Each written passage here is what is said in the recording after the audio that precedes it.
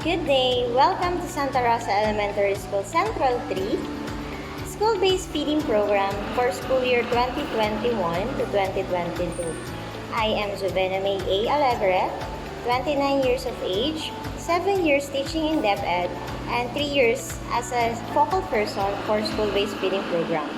I am here to give an impression on the implementation for the School-Based Feeding Program for this year.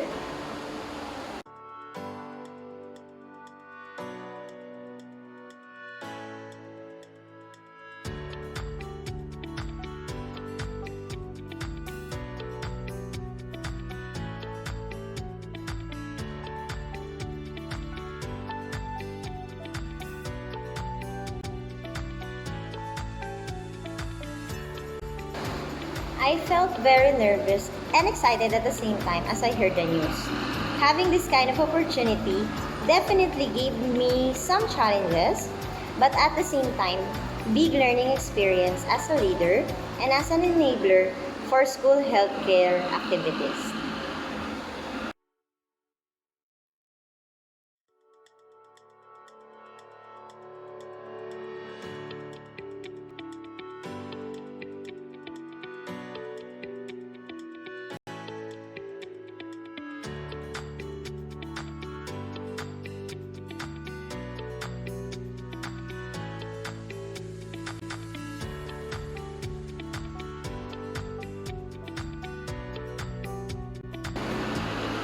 Process, familiarization, and communication were my biggest pain points as a first-time coordinator.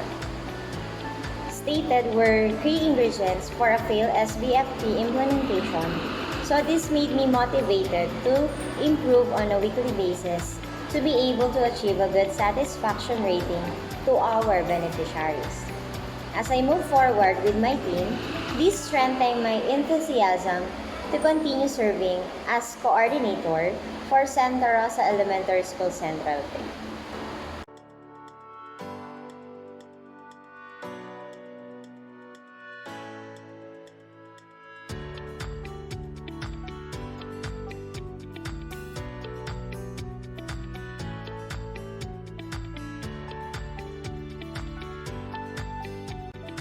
When we talk about identifying beneficiaries,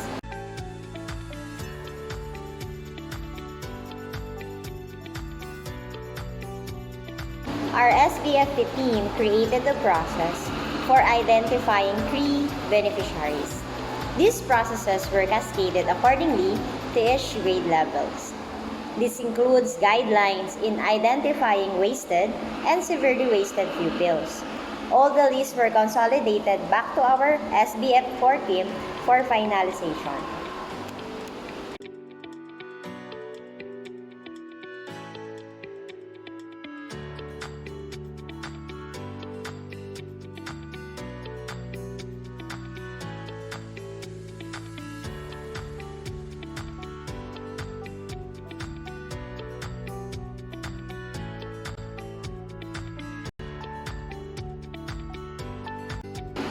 Managing funds for NFP and milk. Managing funds for NFP and milk. We conducted a budget exercise to be able to identify the following key needs and supplementary needs to implement school-based feeding program for 7 weeks. All budget documents were formally endorsed to our principal and accounting officer for filing and request to the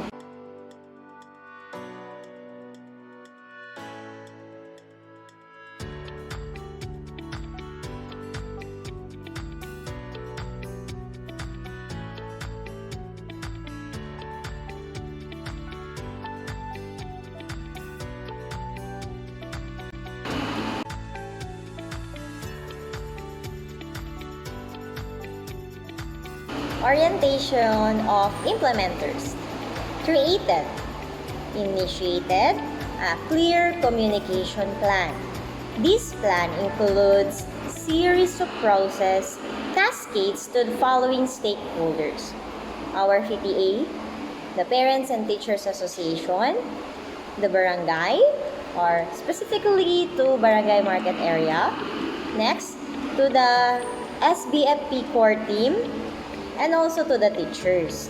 So the process cascades include the schedules, the guidelines, and procedures for the upcoming feeding program implementation.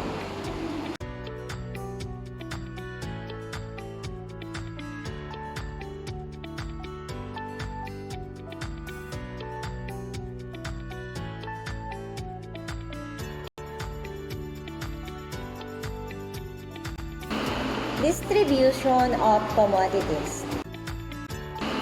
Distribution of commodities. The core team created strict guidelines to be able to adapt to the new normal implementation of the school-based feeding program. This includes pickup points and schedules, sanitation procedures, health protocols, and giving away consent forms and feeding or SBFP.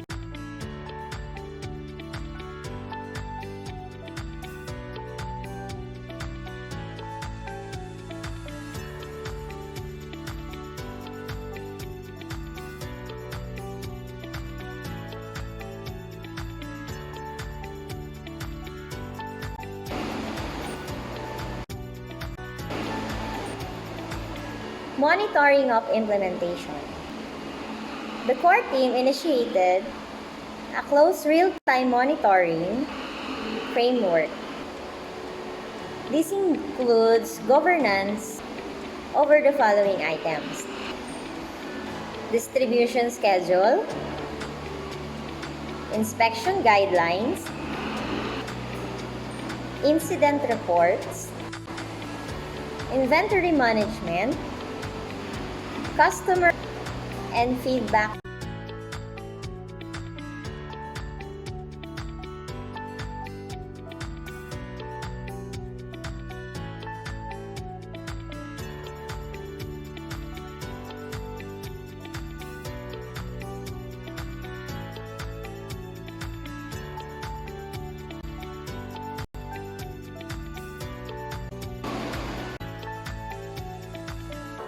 Gathering and submission of reports. The team will consolidate reports based on the three foundations that the team created: the communication plan, the health guidelines, and the monitoring framework. All produced documents will be formally endorsed to the division office.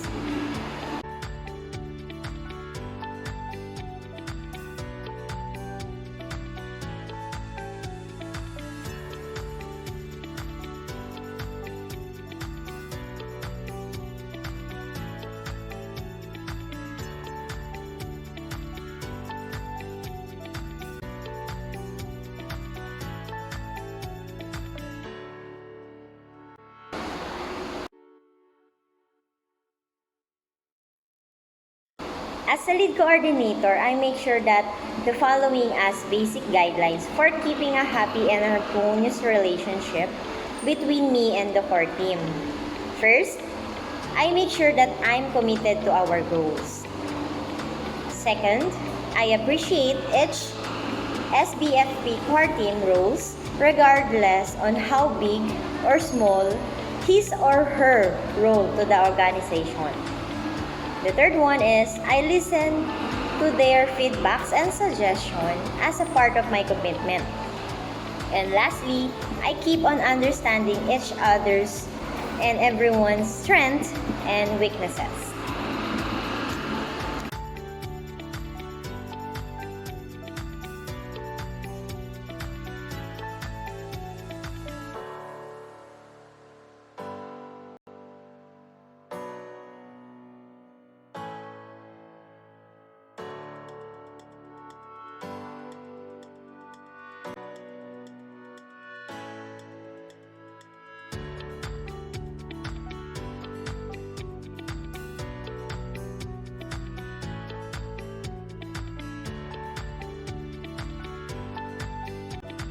For me,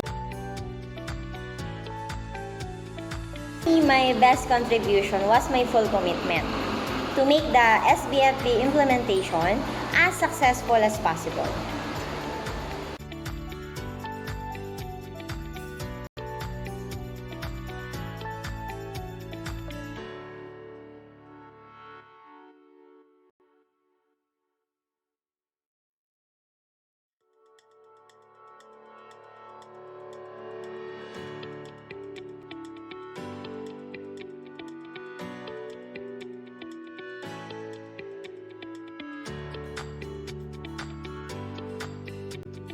Yeah.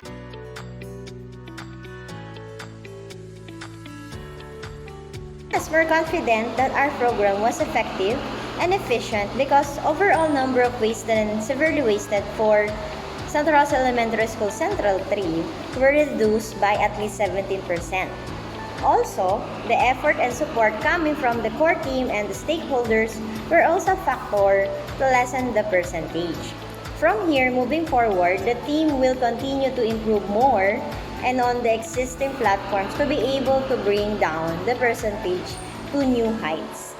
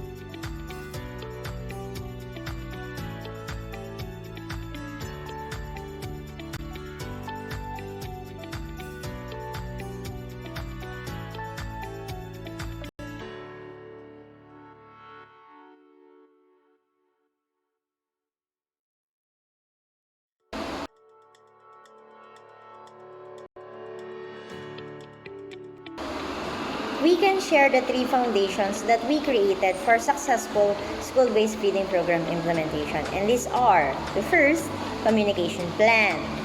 The second, our healthcare guidelines. And the third one is our monitoring framework.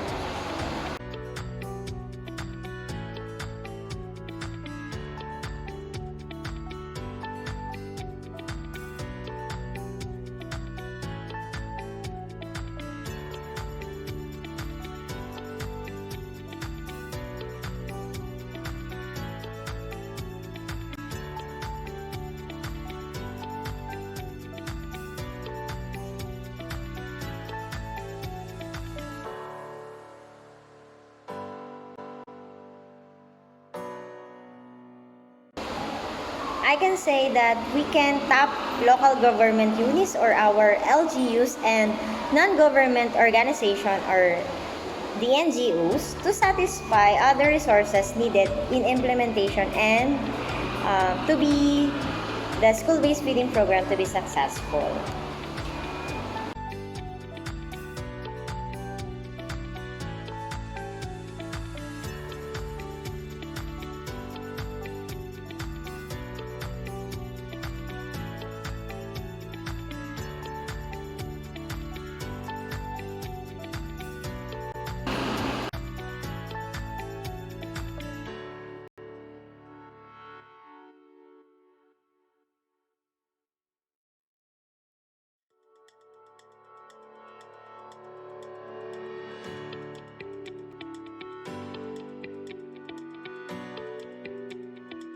The implementation of school-based feeding program during pandemic taught me two things.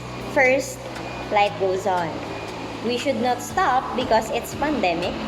We should find ways to strengthen our commitment to serve as core team of school-based feeding program or SBFP. The second one is the best is yet to come. We as a team for school-based feeding program believe that no one can stop a team that is full committed to serve its school and improve and meet the objectives of SBFP implementation.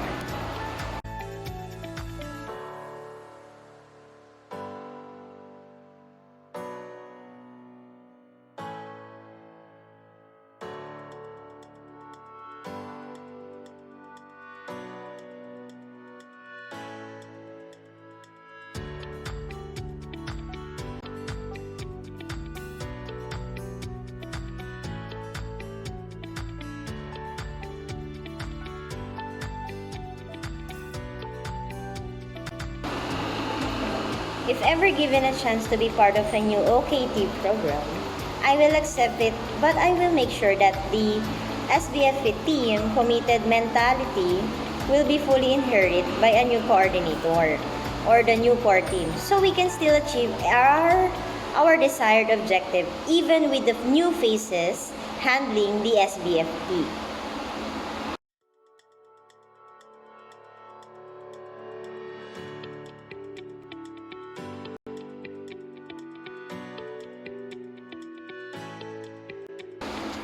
So that's my impression in the implementation of the school-based feeding program here in our school, Santa Rosa Elementary School Central 3. Again, I am Juvena May A. Alegre, SBFP focal person.